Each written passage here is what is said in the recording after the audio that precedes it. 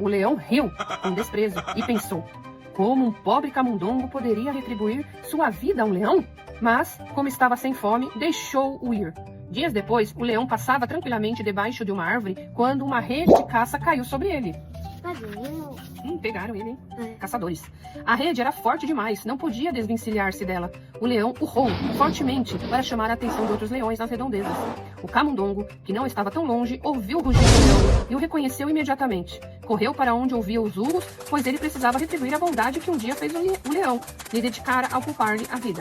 Ao ver o leão, numa armadilha de caça, o camundongo rapidamente roeu as cordas e conseguiu soltá-lo. Depois disse ao leão: o senhor leão achou que jamais um camundongo poderia salvar a sua vida. Agora sabe que isso é perfeitamente possível. O leão agradeceu o camundongo e os dois amigos perceberam que poderiam viver como grandes aliados dali pra frente. Gente, só uma coisinha engraçada. Olha o tamanho do nariz do rato.